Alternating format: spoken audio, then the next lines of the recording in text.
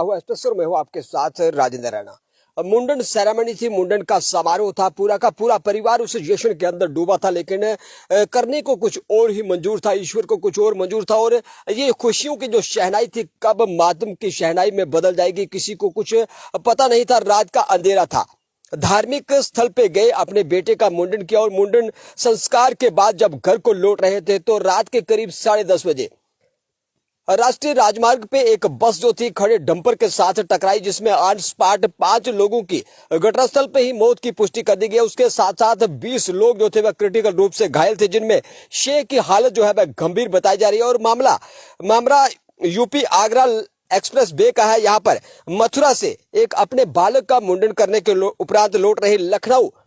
को लौट रही एक बस जो थी वे घटना का शिकार हुई और राष्ट्रीय राजमार्ग पे जब एक डंपर के साथ में बस टकराई तो अधिकांश यात्री जो थे, अधिकांश जितने भी जो सवारियां उस बस के अंदर सवार थी, वह सब के सब गहरी नींद में सो रहे थे। और जब वहां पर जोरदार टक्कर हुई, वहां पर एक धमाके जैसी आवाज आई तो स्थानीय लोग वहां पे एकत्रित हुए। पुलिस ने भी रेस्क्यू ऑपरेशन चलाया, सभी घायलों को बस से निकाल के वहां के जिला जॉइंट हॉस्पिटल के अंदर उपचार के लिए उपचाराधीन किया गया। लेकिन 5 लोगों की घटनास्थल पे ही मौत, जिनमें एक महिला भी शामिल है। और बताया जा रहा है कि जिस बालक का मुंडन करने के लिए यह परिवार आगरा गया हुआ था, उस बेटे के पिता की भी इस दर्दनाक सड़क हादसे के अंदर मौत जो थी वह हो चुकी है। लगातार कई राष्ट्रीय राजमार्ग पे लगातार जब हादसे होते हैं तो वहां पर कई लोगों की जान जो है चली जाती है। और उसी प्रकार का एक दर्दनाक हादसा जो था वह मथुरा में पेश आया, जब परिवार रात को लौट रहा था और 10:30 बजे नसीमपुर थाना अधिकार क्षेत्र के अंतर्गत एक बस जो माइलस्टोन 49 की तरफ आ रही थी और यूपी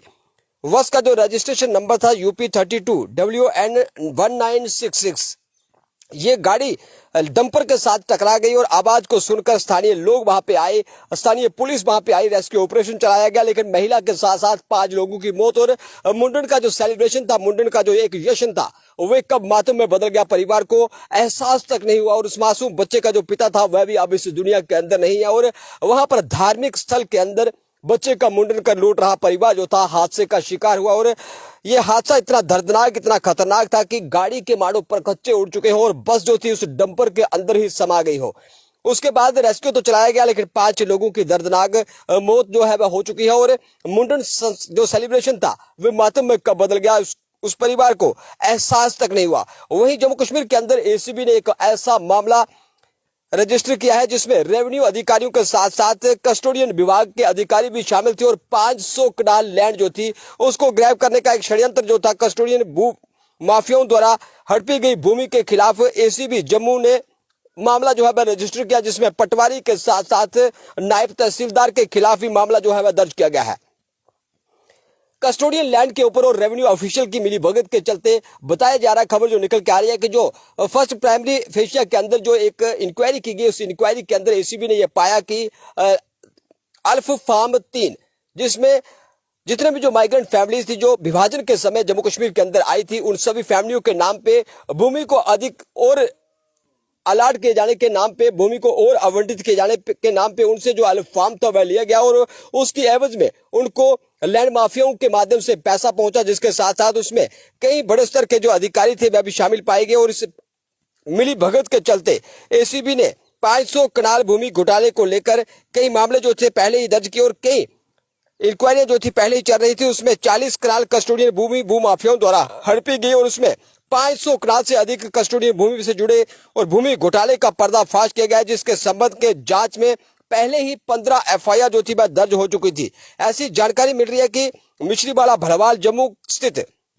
सैकड़ों और हजारों कनाल कस्टोडियन भूमि को रेवेन्यू और पुलिस अधिकारियों कर्मचारियों की मिलीभगत से भूमि हड़पने वालों को और गैंगस्टरों द्वारा धोखाधड़ी से हड़प लिया गया। रेवेन्यू रिकॉर्ड जो था हेराफेरी की गई थी, उसको विभिन्न व्यक्तियों को जो था वह भेज दिया गया है। और ACB की औपचारिक वेरिफिकेशन में पाया गया है कि आपराधिक षड्यंत्र को आगे बढ़ाने के लिए विभिन्न POJ के शरणार्थियों के पावर ऑफ अटर्नी, जिसमें फॉर्म 3A अल्फ फार्म जो प्राप्त किए गए थे, उसके माध्यम से भूमि के मालिकों को अधिक भूमि देने का लालच किया गया और कई वहां पर धोखाधड़ियां की गई, जिसके बाद मामला जो है वह दर्ज किया गया और जिसमें कई FIR जो थी पहले से ही दर्ज की गई थी। और इस FIR के बाद अब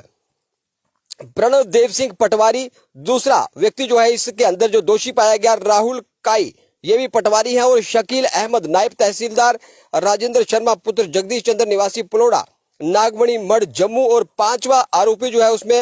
वीरेंद्र गुप्ता पुत्र वाराणसी दास गुप्ता निवासी F41 land number 6 police post के पास तालाब जिलो जम्मू। और छठा आरोपी जो इसमें पाया गया है जगदीश चंद्र पुत्र देवराज निवासी पलोड़ा नागमणि मठ जम्मू, मकबूल चौधरी पुत्र हाजी हमीद रेवेन्यू संरक्षक विभाग के अधिकारी और कर्मचारियों के साथ साथ कई लोगों के ऊपर इस